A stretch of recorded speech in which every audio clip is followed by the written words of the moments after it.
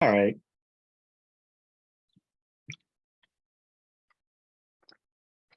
Not a Oh, whole shirt.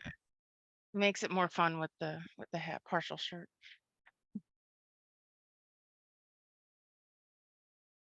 All right, it is 12:05. Let's get this party started. So, hello everyone and welcome. This is a very informal but hopefully informative chat about how to, know before you go, how to have a safe and successful trip to Hacker Summer Camp.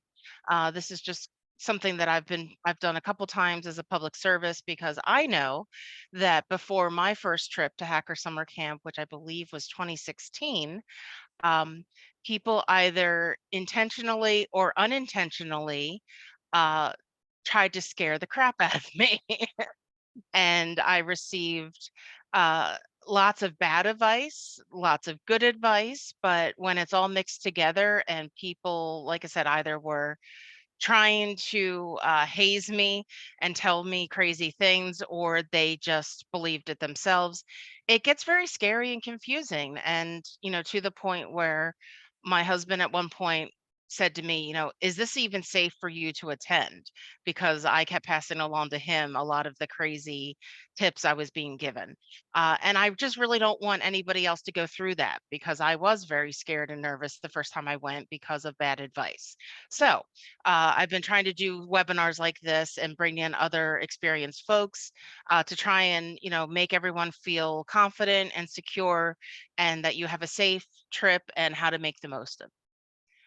So let's get started. There we go. So this is me. I'm Tracy Maleeff, InfoSec Sherpa, with one of my puppet friends there. Um, yeah, I've only been to Hacker Summer Camp, I think about 3 times, but I learned a lot and lived a lot in those weeks.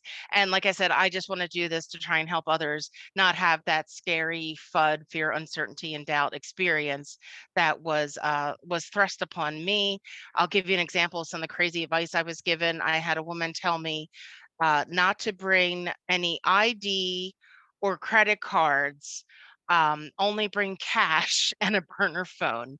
And that's that's just not good advice. And also really impractical because my response to her was, how am I supposed to get on an airplane without any ID? And then she had some whole like elaborate answer that involved like getting a fake ID and stuff. And I'm like, I need to stop talking to you. So uh, that's a real example of some of the crazy advice I've received. So we'll have plenty of time for questions. Feel free to either put them in the chat so that you don't forget them, or speak up when we're to the Q&A part of our talk. So real quick before we get into Tanisha and mixed parts, I just want to first explain Hacker Summer Camp, correct me if I'm wrong, I don't believe is any like official title, but it's just kind of collectively what we call the, 1.5 week, usually early August, sometimes end of July in Las Vegas, where a bunch of conferences have their annual events. Um, Obviously, we're here to promote SquadCon, which is a product of Black Girls Hack, but also want to promote the Diana Initiative, which is a sister organization. Cyber Women's Society of Cyber Jitsu does not have an actual conference per se, but there is a big presence there with like meetups and stuff. Um, the the conferences that you may have heard of for Hacker Summer Camp are, you got your B-Sides Las Vegas, you got your DEF CON, you got your Black Hat, and then you have a lot other ones that are kind of smaller, like there's QueerCon and there's Nawar. I can never say this word, Nawarahal Con, that sea animal that has a horn. That's some sort of meetup, I think, for like lawyers in cybersecurity. Um, and just to kind of, if you're unaware, I'll give you just a quick breakdown. B-Sides is a very large event. It's, I believe, the original B-Side Security B-Sides event.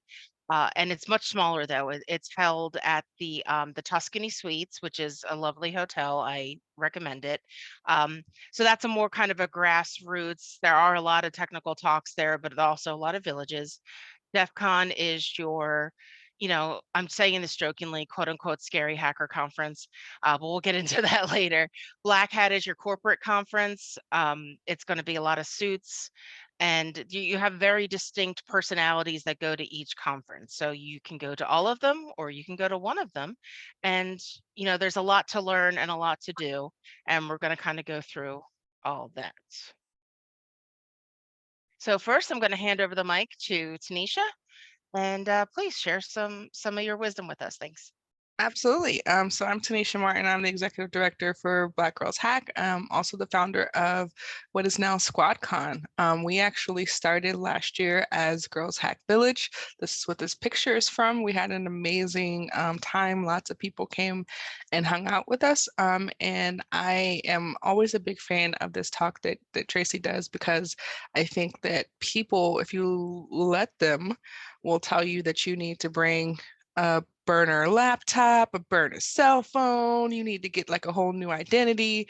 Like there's a lot of, I think, misinformation about what's necessary to stay safe. So we want to talk about those things and make sure that you're going to be comfortable and safe.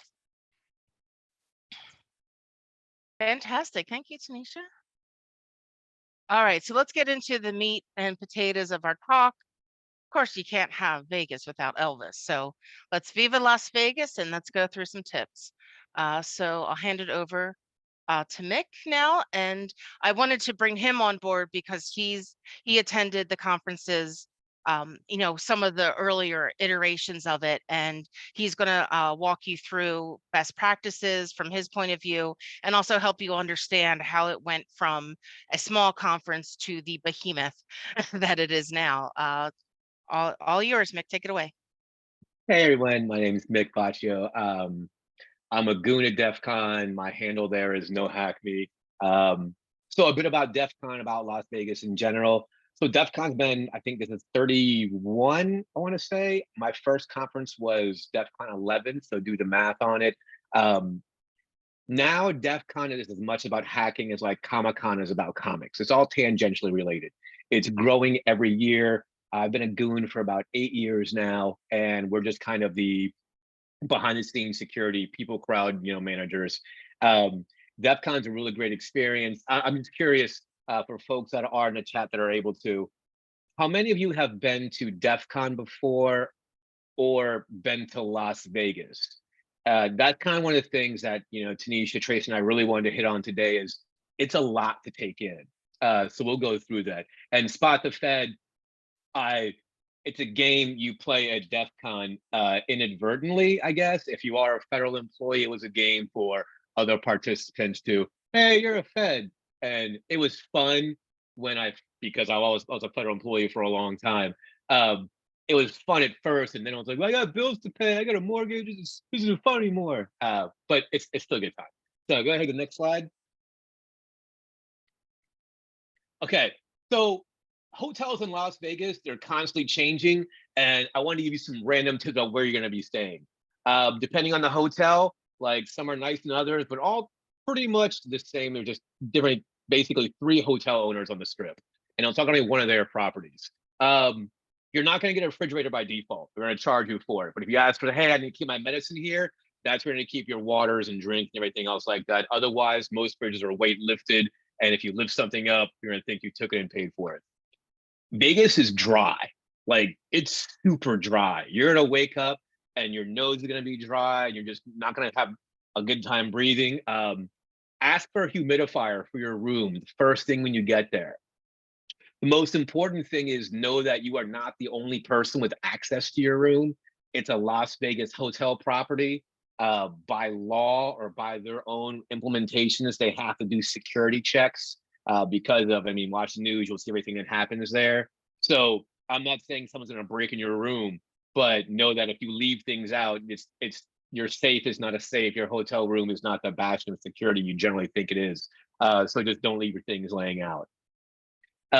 If you forget something, like there's a Walgreens on the strip, there's a CVS on the strip, there's a bunch of stuff, you can go get it, but know that you're going to pay for it. Like I think I paid $13 for a toothbrush last year at Walgreens, and like it was a big debate on like how I could get around that, but those are just the general things. But Vegas, to anyone that's ever been there, it's a lot to take in. It was designed just to be this gaudy experience for anyone that visits there. Gambling as an industry, it's a multi-billion-dollar industry that has one purpose. It's to take your money and make you feel good about it so that you come back. And that's so unique and it's so amazing. You look at the hotel security, the way hotels are laid out, and we'll get into that in the next slide. But cell service, it's going to be trash because of saturation and because you're a lot higher off the ground than you think you are. You're higher than cell phone towers are, so that your reception is not going to be great. Because Vegas, if you watch the old mob movies and you think like Vegas was formed by the mob, well, you're right. And you kind of see remnants of that. The cab line is for cabs. You can only get picked up by a cab at a cab stand in Las Vegas. They will get fined otherwise. So that being said, ride shares came along and wanted a piece of that. So ride share lines, much like everywhere else, it's a different line for you. Expect to take a walk, but know that going into it. So, and cabs are generally the same prices. Go ahead, the next slide. So he's not exaggerating. Like the rideshare line, you will go over the river and through the woods to get to a freaking Uber or Lyft. There's designated spots for them. They're not going to pick you up at the front of the hotel. That makes sense. Like it will be a hike. And then if you go to where the like where the vendor space is, like what's that, Caesar's Forum, to get from there to the nearest cab stand is a hike.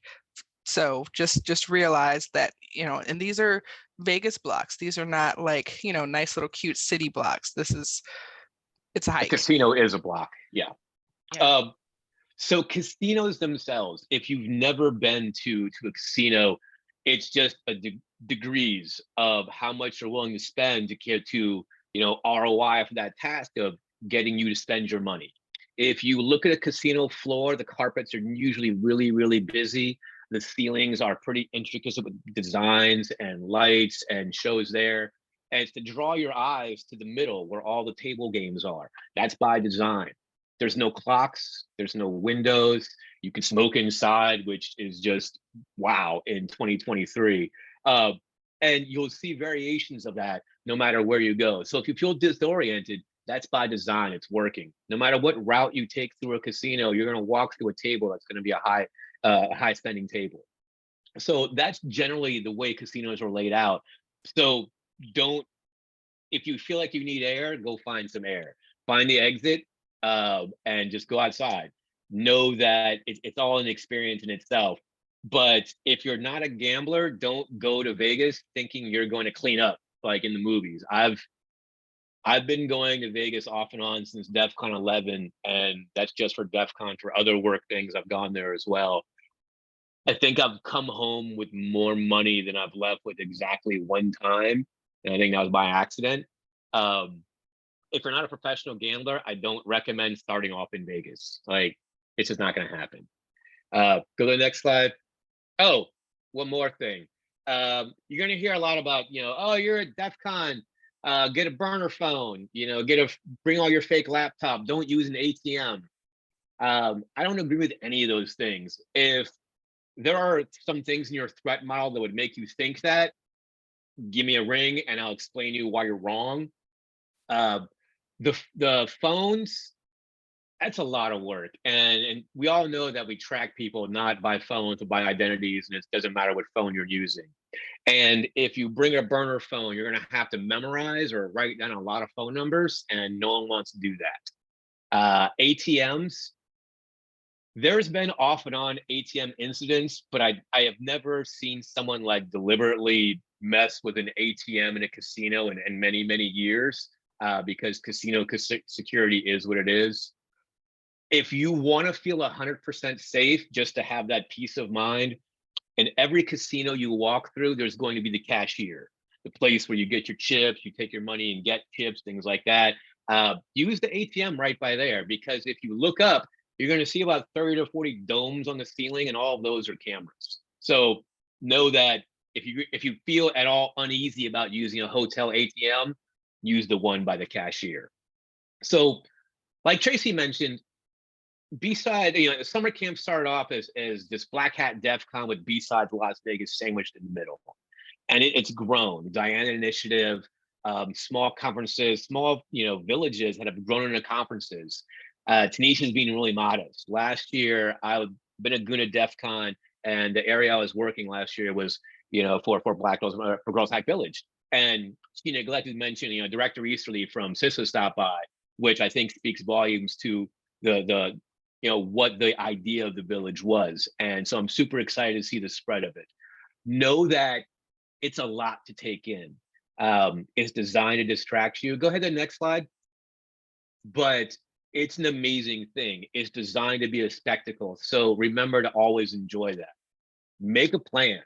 Don't just, a lot of people that I know that don't have good experiences in Las Vegas are because, well, I didn't have anything to do. Well, name at least 2 or 3 things that you want to do during the time that you're out there. And if you stick to it, you stick to it. But if not, you're going to do something. So I put a really kind of cheesy map of the Las Vegas Strip. There's a monorail you can ride up and down. You can also walk if you're feeling really, really adventurous one day. It'll take you about an hour. You can go from Mandalay all the way up the Strip, duck in and out of casinos and end up at Paris and Flamingo, where most of the DEF CON conference is. If you have the time, I'd recommend to do it. It's just to see a lot of the things that are beautiful about Las Vegas and just why you're there and the distraction. It's just, if you like people watching, 100%. But know that you're not going to see everything there is to do. We keep mentioning it keeps getting bigger. Just the idea of summer camp, all the different conferences that are kind of tangentially related, but all have this one time where we all get together. And it's become global. My first DEF CON, I want to say there was maybe 8,000 or 9,000 people. Last year, pushing close to 32. So I think it's going to get bigger, and just, have a plan. Drink plenty of water. Use lip balm. It's hot. It's dry. Stay hydrated. Know that you're not alone. There's a lot of people out there. There's a lot of people coming out for the same conferences, the same experiences you are. So, when you see someone, meet someone, just make those connections. I think that's the experiences that you're looking for. And I think that's about all that I've got. The last thing that sorry, I just want to interject real quick. So yeah, Mick is right. It is very interesting to walk the Strip, but I just wanted to point out that it's not a flat, straight route. You kind of alluded to that. Yeah, it's a very circuitous route. There's escalators, there's stairs. So specifically people with mobility issues. I believe that there are elevators and things, but yeah, don't think it's going to be like a straight promenade. You're gonna it's going to be all over the place. I'm a goon, and as a goon, we're security folks. We walk around a lot. I walk about 11, 12 miles a day during summer camp. You will walk a lot more than you think. Bring comfy socks. Yep. But I think more than the comfy socks, like, this is not the time to break out cute new shoes. This is not the time to break out, like, the flip-flops that you can get from like Old Navy or whomever, like the little plastic guys. Don't do it. Like, don't think that you can do it. Like, it is 110 degrees on some days, like, and it's not just 110 degrees. It's like ridiculously hot, but then it's also very, very, very humid. And I don't think that you realize like how much of an impact it's going to have on you. I'm not in the best shape, but it's very hot and humid, and it's difficult if you're not used to the climate. You go outside, and this is what my experience generally is, you're sweating, but because it's so hot and dry outside, the sweat is evaporating pretty much as it leaves your body, so you don't really notice it. And that's the problem that most people kind of, well, I feel fine. You're not fine. Just keep drinking more than you think you need to. And yeah, it's definitely an experience. I did want to touch on recreational marijuana is legal in the state of Nevada. However, casinos, because they operate gambling facilities, run under federal guidelines. So if you break a law at a casino, you're violating a federal law, not a local one. Also, a lot of people don't quite realize how connected casinos are across the US. So I've seen people in my time that have gotten blacklisted from a Caesar's property, or blacklisted from Harrah's. And what that means is that it's a carry-on effect. It's that you can't go to any of their properties. So like that crappy Horseshoe Casino down the street from you, you're not allowed to go there anymore. So just know that, like, have a good time, but there's a line that if you'll know when you cross it. So that's pretty much, I think, all I've got. Got it. Awesome. Thank you so much, Mick. And yeah, before we move on to the next slide, I want to say for everyone, there's going to be some repetition, but that's by design, because we want to emphasize certain points. And also, I think, hearing different points of view about the same thing will, connect with everyone. So great. Mick, thank you so much. I really appreciate it. Your insight of being a goon is really, really helpful with that. So, again, remember, this is know before you go. So I'm going to spend a lot of time talking about, the beforehand stuff, because we've talked a lot about once you're there. But the reason why I set this webinar about a month in advance, because you may need time to order some things. It doesn't do you any good to have a webinar like a week before you leave, and then you're rush shipping everything to your house. So giving you plenty of time to order stuff, and I'll explain these here. So we touched upon this a little bit. Dress for your comfort. I've had so many people ask me over the years, do I have to wear all black at DEF CON, or or any of these conferences? No. If that's how you like to dress and how you normally dress, you can do that. But don't feel like there's any dress code. I have walked through DEF CON wearing a floral skirt and a pink top, and I did not care what anybody said or anything. I advise to dress in layers. It's going to be hot outside, and that air conditioning is going to be so cold. So an easy thing to do is just to have like a hoodie, the zipped up hoodie, or for me, I would bring cardigans, because what else do you wear with a floral skirt and pink top? So, make sure that you bring some layers. And Tanisha already said this. Yes, no new shoes. I do not care how cute your shoes are. This is not the time to break in new shoes. And no flip-flops. Tanisha nailed that. Yeah, like you want some sturdy shoes. I just wore sneakers all the time, even if I was wearing a dress. Again, comfort, do not care. Not to get too personal, but you are going to get sweaty and gross, and either be prepared to wash your undergarments or just bring extra, because you don't want to be that stinky person that everybody's like, ooh, I'm not going to sit next to them. Wear black, wear colors, wear whatever you want. There's no dress code. I'm serious. So many people have said to me, I feel like I have to wear all black at these events. If you want to, you don't have to. There's no dress code, okay? Dress for your comfort. I recommend getting a collapsible water bottle. And I say collapsible just because it's easier to pack. You don't have to, but I also, in conjunction with that, I strongly recommend getting the little powdered things like Gatorade, anything with electrolytes, because again, you want to stay hydrated, and it's real easy to to forget to drink water and to replenish your electrolytes. I've done this all the time. I always bring little packets with me, and just you can still find water fountains in places, so you can do that. So Tracy, Yeah. I just wanted to say two things about the dressing and then the water bottle. So as far as the dressing is concerned, Black Hat is 100% more formal than DEF CON or B-Sides. So it is very much so, if you think about, like, if you've ever been to like an RSA or any like expo type show, Black Hat is very much so on a more professional scale. You can still wear whatever it is that you would like to wear. Like, I have seen people who are walking around in tutus or unicorns, or there are people who dress in like full on like dinosaur costumes. You can literally wear whatever it is that you want. It does not have to necessarily be black. There is no dress code. You don't have to feel like you have to have a button down shirt. You can wear shorts if you want and a tank top. You can wear whatever it is that you want. There's no expectation that you should be dressed formally, even if you're trying to, network with different vendors to try to get a job.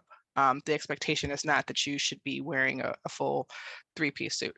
And just to reiterate what Tracy said about the water bottles, last year I did the little what are they called? Like the little liquid IV powder packs that you just add to your water. And I'm pretty sure that that's the reason why I'm still alive today, because it was so hot. And I swear it gets hotter each time that I go. And I go to Las Vegas throughout the year, and I swear it gets hotter. So you can get those. You can get those little Gatorade powder packs or whatever, and they're lightweight and cheap that you can put in, throw into your hotel, and you can add to water. Most of the time in all of the conferences, they have like little water coolers or someplace that you can actually add water to it. I got the liquid IV off of, they have it like at Costco, they have it on Amazon. It is literally a lifesaver, and it doesn't taste too bad at all. So Yeah. Yeah, I recommend the golden cherry flavor of liquid IV, and they also just came out with sugar-free liquid IV. The regular doesn't have that much sugar, but if that's a health concern of yours, yeah, absolutely. I almost passed out at my first DEF CON in 2016 because I was so dehydrated, and thankfully I didn't actually pass out, but I was about to, and some very kind folks there grabbed me a bunch of oranges because that was the closest thing that they had, and just were giving me like fresh fruit to get some water in me. So yeah, that's definitely no joking about that. This next part about electric kettle, let me explain. You might be thinking, like, we keep talking about how hot it is. Why am I talking about hot water? Well, first of all, there you can get a collapsible electric kettle. Again, collapsible, easy to pack. The cheapest ones are about $14. So when I went to Hacker Summer Camp for the first time, I was paying myself, self-financing. So a couple things came to mind. Uh, Starbucks in Las Vegas is more expensive than is likely more expensive than your local Starbucks. Plus the lines are very long. And I don't know about you, but I can't function without coffee. So I got some good quality instant coffee. I got some non-dairy creamer, had a travel mug, and just used ice from the ice machine in the hotel. And I had a giant, 24, 36-ounce thing of coffee. And as I walked past everyone standing in the long line for Starbucks. Another thing is, you might be in a rush to get to events and might not be able to eat, and you definitely want to have some food in you. I would bring instant oatmeal and just a bowl and a spoon that I was fine to leave behind in the hotel room if I didn't have room to pack it, and just to have something in you, because again, there's going to be lines. It could be expensive. The only option might be a buffet that could be like $80 or something. So you can either bring stuff with you, or once you get out there, you can always go to Costco or supermarket or things like that, just to have some things, throughout the day, like energy bars, so that you're not passing out from hunger and that you're not faced with spending a lot of money and waiting in a long line to get food. So Mhm. to add to what Tracy's saying, when she says line, I feel like line doesn't give you an accurate description. I feel like at the beginning of DEF CON, they call it like line con. And if you've ever been to an amusement park to get on whatever the best ride is at that amusement park, that's the type of line that we're talking about. So if you don't have your ticket up Oh, front, yeah. you So should expect to get into what is very easily a line that wraps maybe 10 times throughout the room where you pick up the tickets, and then there's probably going to be a line out the door. So I've worked LineCon for the past 3 or 4 years as a goon. I have to be there at 4 a.m., but there's already a shift that's been working overnight. We have basically it's a big hotel room that we've lined people up with stanchions that will lead you to a different room where you'll form that same line. It has gotten faster, but it will never get shorter. So everything when we say line, it's just the the horrible experience you will think of. It's a great way to meet people. It's a great way to start your day, but It is wow, it's a long. line. It is super small. It is amusement Yeah. park like roller coaster long. And there is no like off ramps to go to the bathroom. Like you're literally in the middle of a room. So like you need to make sure that you've got, if you need food or if you got to take medicine at a certain time, like expect to be there for a good little while. And there are a lot of people, a lot of people. Yeah, Especially if I know you some. go early in the morning.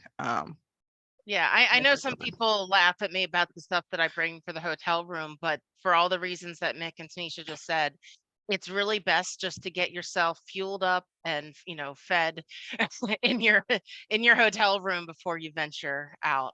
Yeah, I do Um, a Instacart run or either a Costco run when I first get there, and I get like a couple of cases of water, and I get like the granola bars or just stuff that you can keep in your your backpack that you're going to walk around with, because the expectation is at some point you're going to be absolutely hungry and there's going to be a ridiculously long line.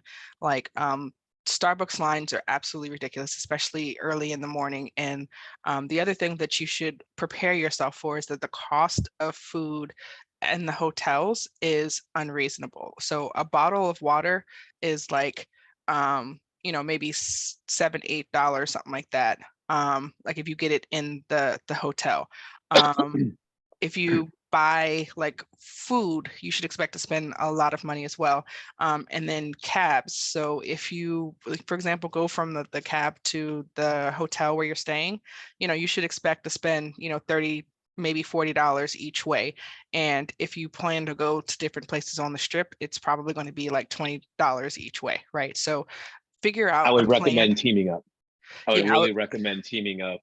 Even when it comes to meals, Tamisha mentioned it's expensive. Also, portion control is wildly out of hand. Your burger is not a burger for one. So, when you go out, keep that in mind. Just this, everything's expensive and the portions behind it are just outrageous because it's Vegas. It's that excess that we keep talking about.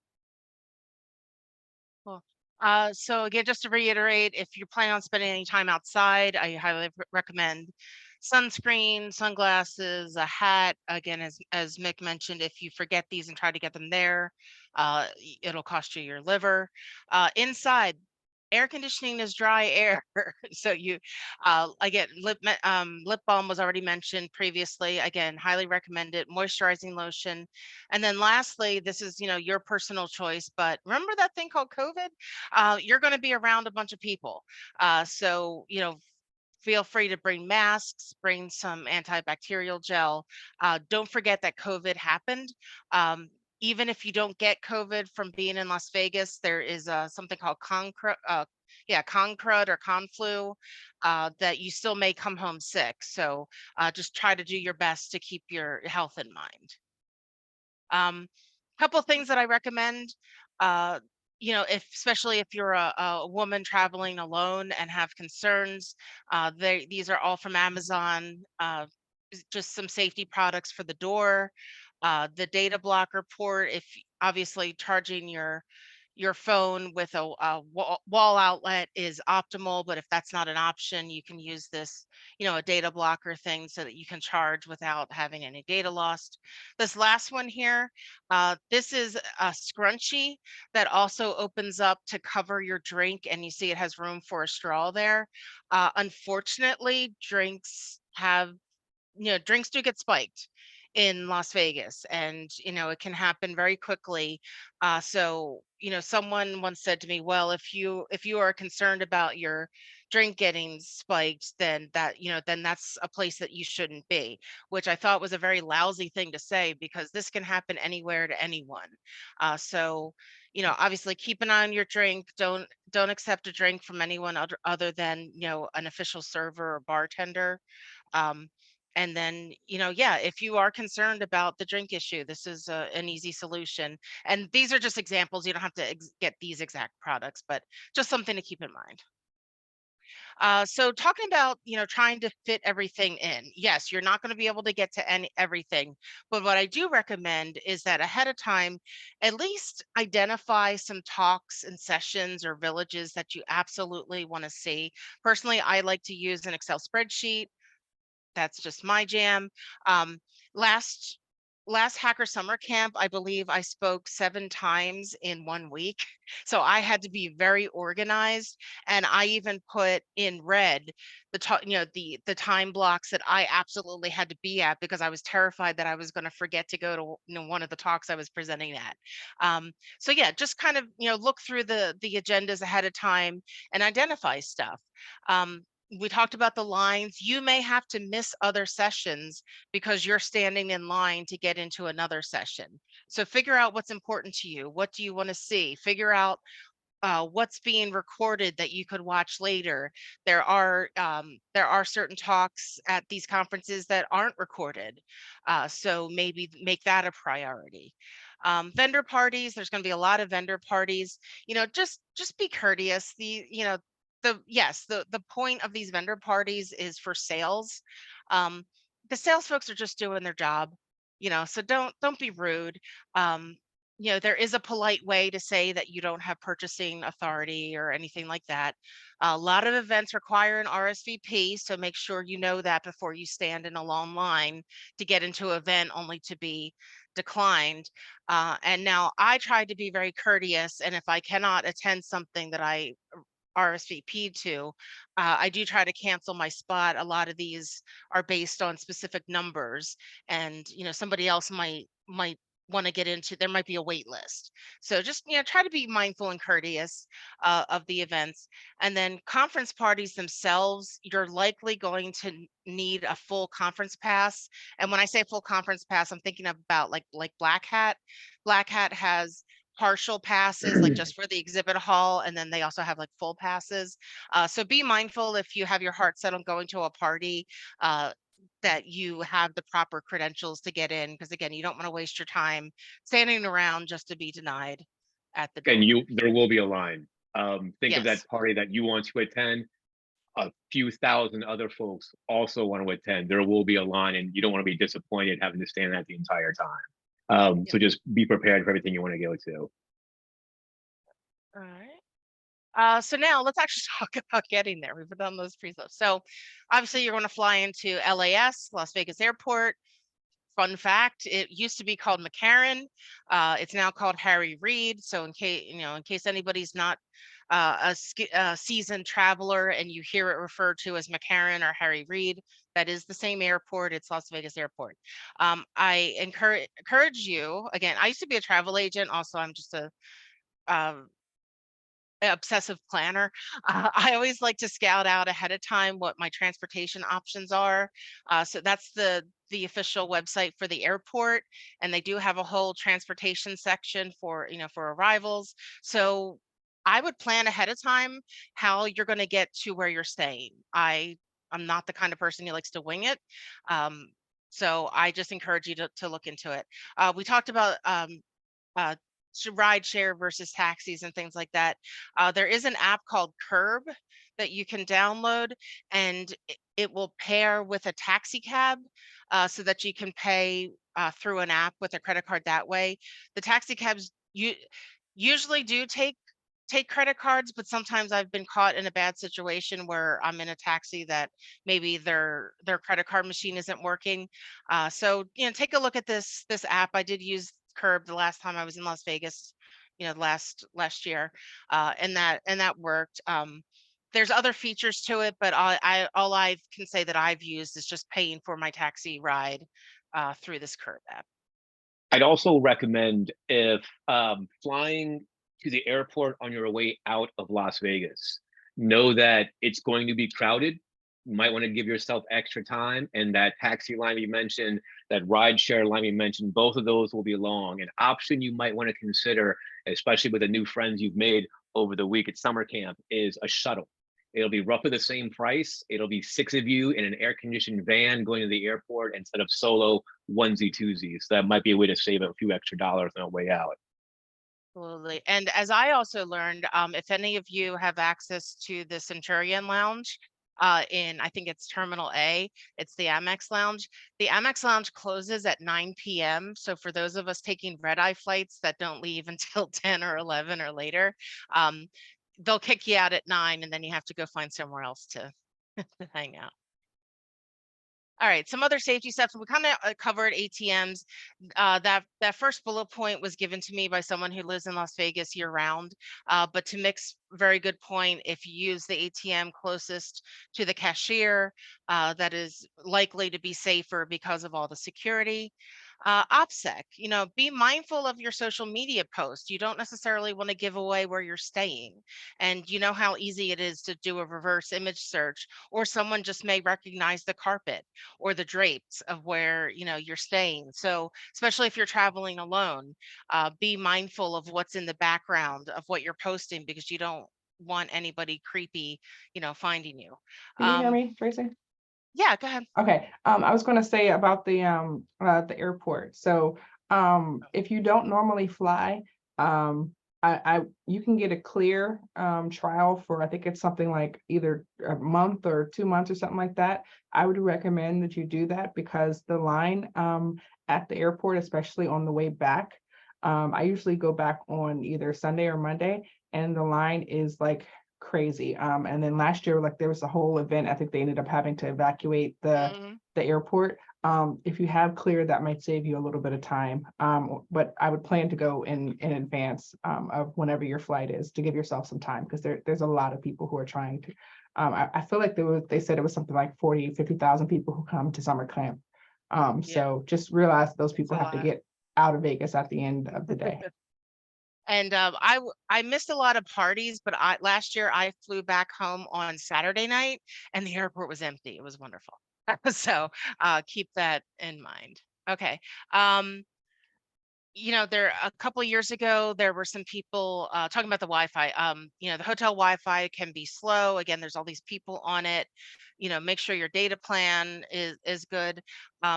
There were some gray hat hackers, I believe, a couple of years ago who set up a bunch of fake cell towers around Las Vegas for like research purposes. And there was a big article written after the conference ended. I don't know if this is still the same, but if I ever noticed my cell phone going down to like 2G, I would just throw it into airplane mode or turn it off. And just now, my own paranoid rule of thumb is I would keep my cell phone off or in airplane mode if I wasn't actively using it. And again, your threat model may vary, your comfort level may vary. That's what made me feel comfortable, was as long as I was actively using my phone, I had it on and using. It's good to have a roommate, or just at least a safety buddy is what I called. For me, my safety buddy is my husband. Even though he's at home and not traveling with me, I will text him in the morning. Good morning. I'm leaving my room for the day. I'm going to be at B-Sides at the Tuscany all day. I'll let him know when I'm in my room for the night. Like I'm in for the night. I'm going to sleep. It's just good to have someone know where you are. It's just common sense, and it's real easy to just to text someone uh where you are. Again, your threat model may vary, your comfort level may vary. Just sharing some tips. We already covered goons. Have situational awareness. If something doesn't feel right to you, if someone is bothering you, if you feel like someone's following you, if you're at a conference, find the goons or the conference security, or just the regular casino security. Don't be afraid to speak up. I've seen some weird things, and Mick can probably tell you all the other weird things he's seen. I've seen some weird things at conferences, and you have to be careful. And if you take rideshare, check to make sure both the license plate of the car that you were taking, and then also that the driver matches the picture, because I had somebody who picked me up that was a male, and the person on my account when I was in Vegas was a female. The license plates matched up, but it had a different driver. And I was scared for like the entire 20 minutes that it took me to get to where I was going. And it was basically all highway. So I wasn't going to be like, hey, drop me off on the side of the road. So just make sure that you, especially if you're a female traveling alone, that you are safe. Absolutely. So yeah, we have there's myths and misconceptions and some things. So again, you figure out what your threat model and comfort level is. You don't need a burner phone. Now, for the laptop stuff, that my comfort level was, I brought a spare laptop that I could factory reset before I got home and reconnected it to my home Wi-Fi. That was my comfort level. Your situation may vary. I found that it was useful to remove extraneous apps from my phone that I didn't, that I knew that I didn't need. I didn't want to have anything open that I didn't need. Yes, there will be actual criminals there. You might be sitting next to them in a session. Yes, there will be law enforcement, federal or otherwise, there. You might be sitting next to them. So basically, people go to hacker summer camp for different reasons. So just, again, situational awareness. Don't go, spilling any proprietary information because the person has kind of made you think that that you can trust them. You don't know who that person really is. Because remember, we don't have names on the badges for these conferences, right? For the most part. Um, uh, So also the yeah. you're in Vegas, right? So people may bump into you. So make sure that you don't have, for example, your ATM card and your ID in your back pocket, because if someone bumps into you, then they can get that out of your pocket. So just realize that there are people, and they may not even be associated with any of the cons, that may be trying to pickpocket or get information. So like I usually wear a backpack that the zipper is not facing outwards. Again, just be aware that people are going to try to take advantage of the fact that there's people who are probably new to Las Vegas, not used to being in the environment. So, just be aware of your situation awareness, like Tracy said. I usually will try to keep like the important things, like my ID card, like in my bra, because like again, I don't want this, getting picked up and you can't get on the airplane without it.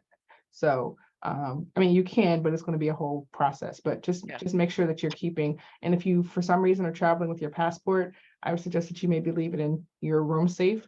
Don't carry it around with you day to day, because again, there may be people who don't have good intentions. Got it. Yeah, and I apologize. I know we said that this wasn't going to be a fear, uncertainty, and doubt, a fuddy talk.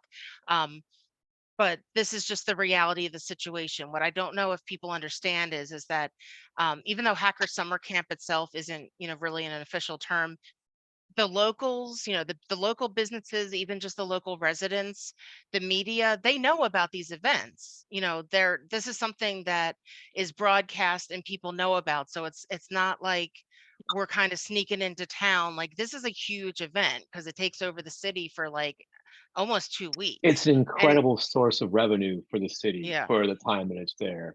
The amount of money that travelers bring in to DEF CON, Black Hat, B-Sides, Diana Initiative. It's a week and a half long thing to set up and take down for that. It's a small event in itself, and like any large event, it's going to get targeted by nefarious people trying to make a quick buck. I can't stress enough, like the ladies have mentioned, situational awareness is going to do wonders for you. Be aware of everything around you. And I know it's a lot to ask, and it's going to be impossible to do all week. But I think it's calls like this, and the small communities that you build, and the people you meet that you get there, and you'll learn pretty quick whether you want to hang out with someone when you're there or not. And I'm pretty sure you're going to find someone that you want to. And it's those experiences, pair up and do things together so you're never alone, or that someone knows where you're going to be. Start those group chats early and just kind of get that schedule and that plan. So when you get to Las Vegas this summer, you're not overwhelmed any more than you really are already going to be. Yep, absolutely. Yeah, we're not going to be the only ones in town. They know we're coming. There's going to be, media there. And there's also actually other conferences. I think there's always some sort of pet show conference going So on at the same time as Black Hat. And so you'll also see dogs everywhere. one year it was DEF CON was going on, and at the same time the World Bodybuild or World CrossFit Championships were going on in Las Vegas as well. And the crowds were amazing. If you love people watching, that was a great week to be in Las Vegas. Yeah, there was a Tupperware convention going on one year, and because of how I mentioned previously how I was dressed in florals and pinks, some of the DEF CON goons assumed that I was lost from the Tupperware convention, and yeah, so that was interesting. But don't be surprised if the cab or rideshare drivers will like talk to you about the conferences. They know. Um, one of the rideshare drivers said to me, "Oh, are you here?" Because of how I was dressed, said, "Oh, are you here for the Tupperware convention?" And I said, "No, I'm here for DEF CON." And he was like, "Oh, I wouldn't have expected that with how you're dressed." And so they know, they're savvy to this. Yeah, to leave extraneous items at home, you know, I know they're your favorite earrings, but if it would devastate you if they got stolen, don't bring them. We already talked about LineCon. So things that you should do. We talk a lot about what you shouldn't do. There are things you can do. Network with people. Talk to them, introduce yourself to folks. If you're not confident, maybe have a wing person. Have you met Ted? Have someone maybe introduce you, walk around. I know someone who is more outgoing and have and know quite a bit of folks. I am happy to introduce people, help facilitate that. So veterans of these conferences may be more outgoing and can help you connect with people. Take notes. you know Even if you don't understand the title of a session, go to it. Write terms or phrases or words down, even if you have to spell it phonetically because you don't know what they're saying. And then you can either ask someone later or research it. That's how I learned. When I went to my first ShmooCon, I went to these sessions that I didn't even know what it was about from the title. But I wrote things down, I asked questions. That's how you learn. Um, do There's a famous phrase of, do one thing every day that scares you. Go to a session that you don't understand. You might learn something, it might interest you, it might not, but don't, you know, try to expand your knowledge while you're there. And now I personally am a big fan of exhibit halls. Black Hat has a gigantic exhibit hall, and you can buy a specific pass, which is a lot cheaper. I think maybe like $100 or $75 for the exhibit hall. If you are new to this industry, I highly recommend this because it is important to understand who all the players are in these spaces. What tools do they offer? What problems are they trying to tackle?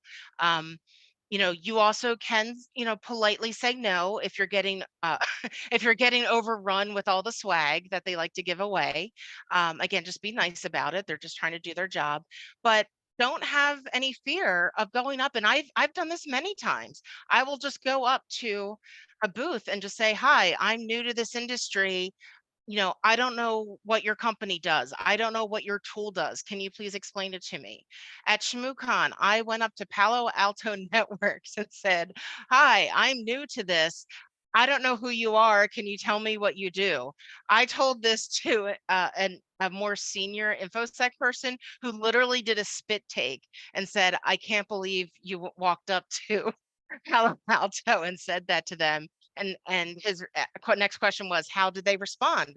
I said, "With a smile." And they said, "Come on over here and we'll show you what we do and what we're about." So their job is to sell their company to you. So don't be afraid to ask questions and just say, "I don't know. I don't know what you do. Please tell me."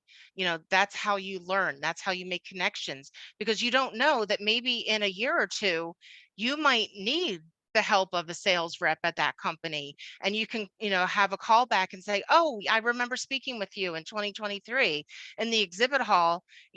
Can you help me with this problem I'm having?" That's networking. That's the human aspect of InfoSec that we really need to embrace more. So remember the darn hot weather. I have Fahrenheit and Celsius. This is actually just the current upcoming week, but again, just to give you a highlight, 9% humidity, a whopping 9% humidity, which I think here in the Philadelphia area, it's what, maybe like 80% humidity. And these are the temperatures that you're looking at. So just to emphasize, you are in the desert, in the peak of summer. Okay. So I just checked, and the Black Hat, like the lowest that you can get is a briefing pass, and it's $1,400. So There should be a specific exhibit hall only pass for like 100. Yeah, I don't see that on their website. I do see that they have a virtual business pass that is for free, but they have a business pass which is $650. That's the cheapest thing I see on the website. So Okay, I'll just take a before you, look too. Yeah, I'll take a look too to find it. The other thing you can do is if you have an established relationship with a sales rep and they are exhibiting in the exhibit hall, there's a good chance that they have free passes that they can give you. So that's, this is the people networking aspect of this. Thanks, Tanisha. Yeah, if I do find the exhibit hall only pass, I'll post it on my social media. All right, so the hot weather. Again, cannot emphasize this enough. Hydrate, hydrate, hydrate. Yes, alcohol is fun, but it doesn't count as hydration.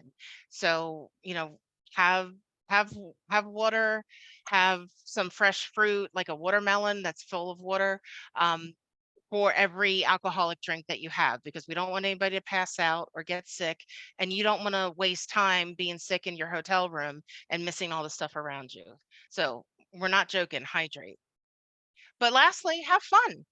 This is meant to be fun. This is supposed to be an educational opportunity. And why don't we hurry up and get to questions, because I see we're now at time.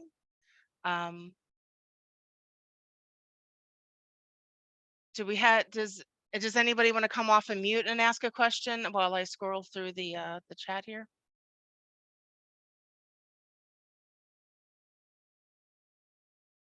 And while we're waiting, Mick or Tanisha, do you have any other last so I think things? Mick dropped, but what I was going to say was that please take your safety seriously, especially if you are a female. We're not trying to, like Tracy said, be, all fear, uncertainty, and doubt, but, just make sure that somebody, at the end of the day that you check with them to make sure that you're still around, because trafficking is a real thing in any city that you go to, not just Las Vegas. So we want to make sure that you stay safe. You can take your phone. You don't have to buy a whole new, wardrobe. You don't have to buy a whole new laptop. Like, just turn off your Bluetooth and just be safe. What I did last year was basically just keep my phone on when I needed to use it, and the rest of the time I would turn off the Bluetooth and put it in airplane mode. Right. So, you don't need to like do anything that's completely out of your normal day-to-day. Just make sure that you're staying safe. The location for the conferences. So most of the conferences are on the Strip. So Diane Initiative is in the West End. Black Hat is in Mandalay Bay. DEF CON is in, I think, one of maybe like 3 or 4 hotels, like underneath like Caesars and Harrah's and the Flamingo. And then SquadCon is at the industrial event space, which is off the Strip, but we're going to have a shuttle to take you from Harrah's over to the industrial space to the Strat, which is where our hotel block is. You should definitely not walk. I agree 100%. Try to walk from, Mandalay Bay to DEF CON. It is a hike. If you take a cab, it's, like I said, it's probably going to be about maybe $20. And it's a little bit of a ways away, right? So you want to try to make sure as much as possible that you have a plan. If you partner up with other people, then that might help to reduce the cost associated with them, especially if you're taking like Lyft, Uber, things of that nature. But a quarter of a mile in a regular place may be not that serious. In Vegas, it may be that quarter of a mile is going through a building, right? So, the actual route to actually get there as a pedestrian may be closer to like, a mile and a half, right? So just be aware of where you're at and where it is that you're going. And there's traffic too, so timing is important. I know a lot of people will try to go up and down, between Mandalay Bay, which is where Black Hat is, which was one of the questions someone asked me. Black Hat is Mandalay Bay, which is at the one end is the Strip, and then a lot of the other conferences are all at the other end.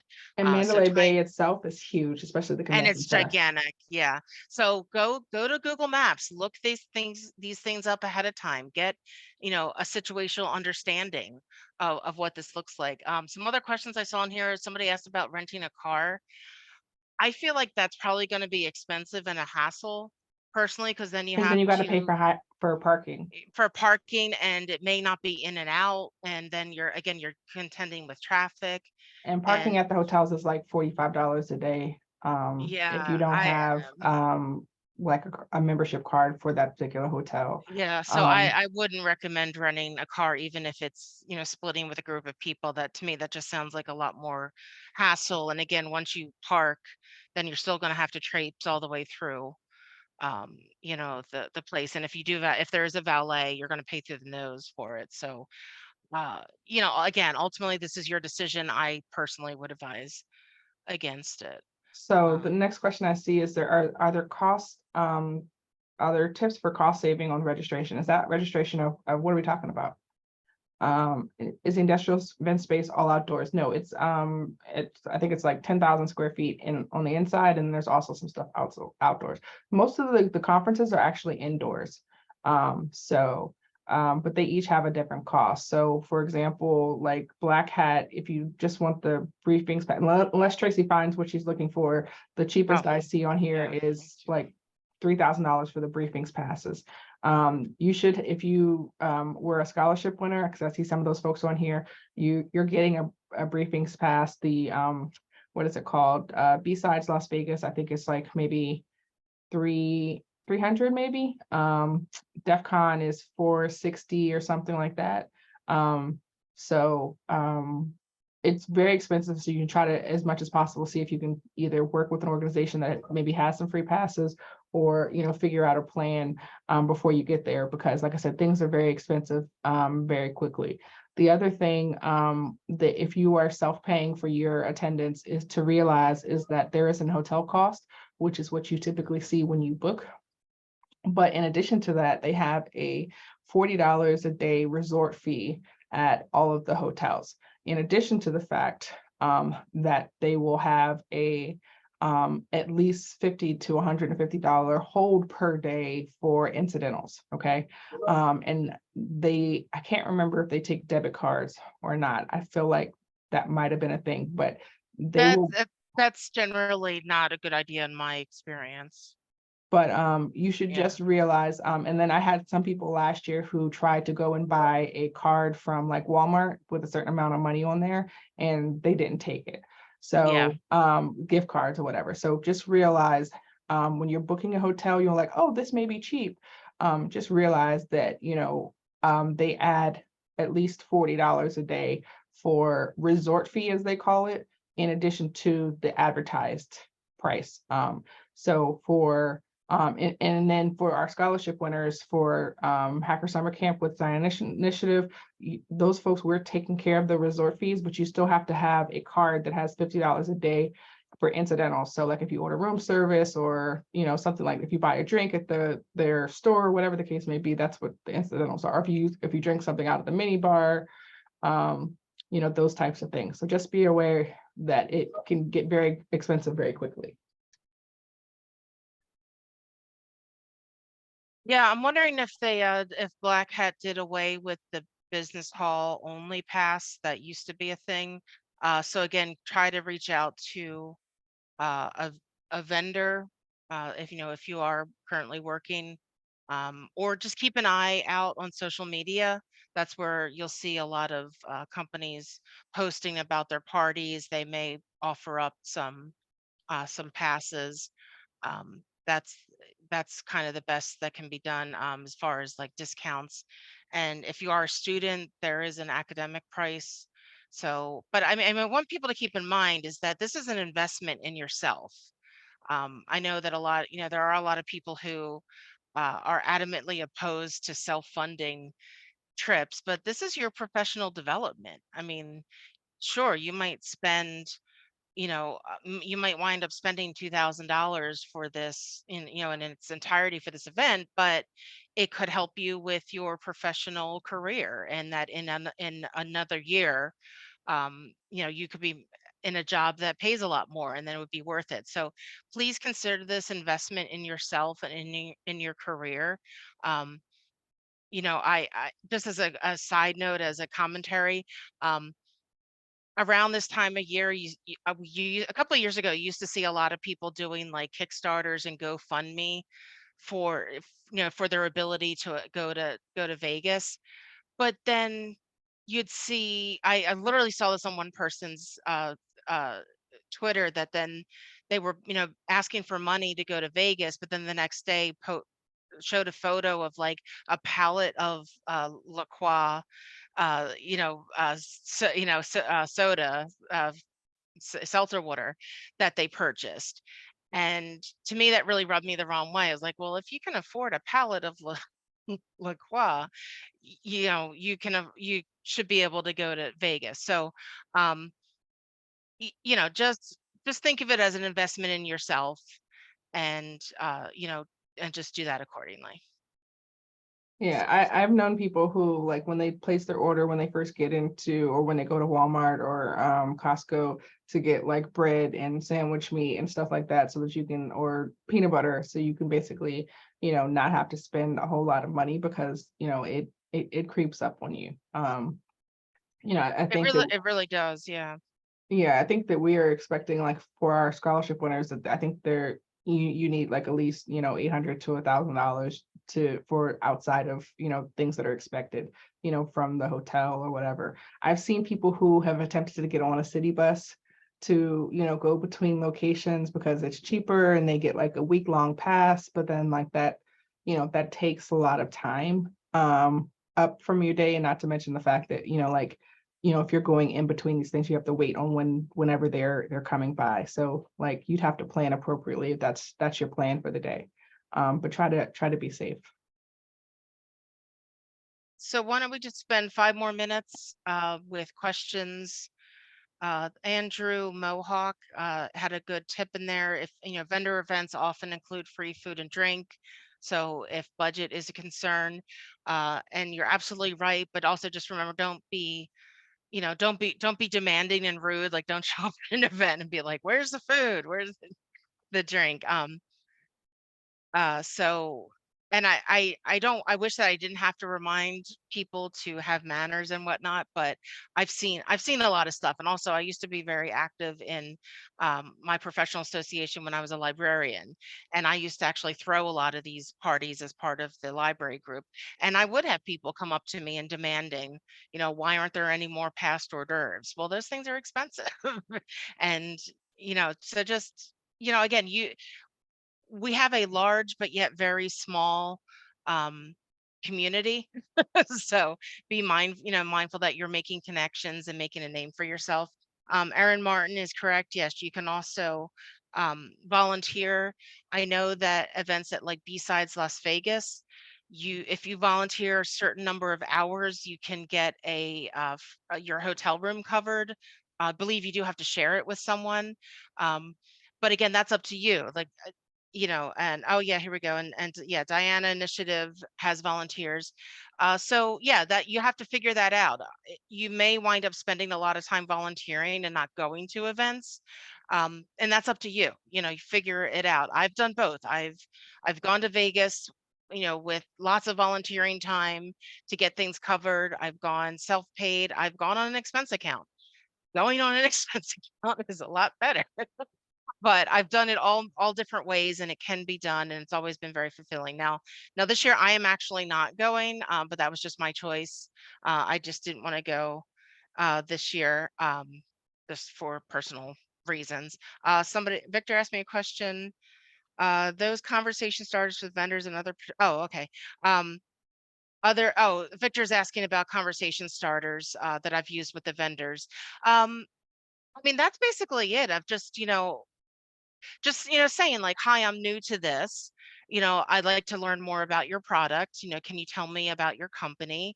Or it depends on the booth you're going to, Victor. You can also say things like, I don't know what area of infosec I want to specialize in, can you give me some feedback? But if it's a vendor selling a tool, you're probably best to just, directly, connect with them about what tool they're selling and things like that. Don't be afraid to take business cards or have them scan your badge. And what I forgot to include is, when you get home, is follow up with these people, go onto LinkedIn, connect with these people, add a note saying, I met you at this, at the Black Hat vendor booth at, this year, and you spent some time talking to me. Thank you. Because remember, you're all going to be meeting a bunch of people and you might forget. So the more detail you can give of where you met someone, I would believe the more likely they are going to not only accept your connection request, but keep in touch with you. I've given talks at other conferences about, cultivating your network like a garden. You need to plant some seeds of human networking, and it's very good for your career to have a good professional network. So Victor, does that help? I would also say that if you are self-paying to go to Hacker Summer Camp, that you're very strategic about what it is that you spend money on, right? Your goal is not necessarily to go there for the events per se, as much as it is to be able to network with people, right?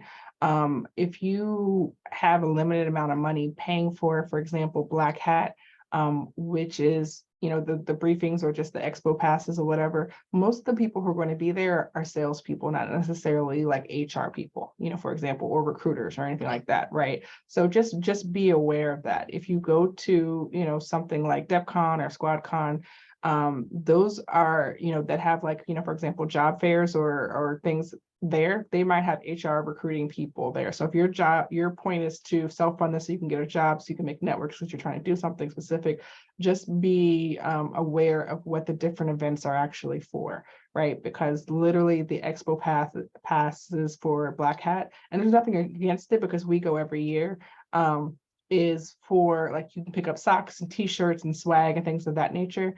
Lots of salespeople who are trying to sell you whatever their tools are, but it's not necessarily people who are there to basically give you, to hire. So if you wanted to like hand them your resume or something like that, if that's what you're imagining it's going to be, that's not what it actually is. Not at Black Hat anyway.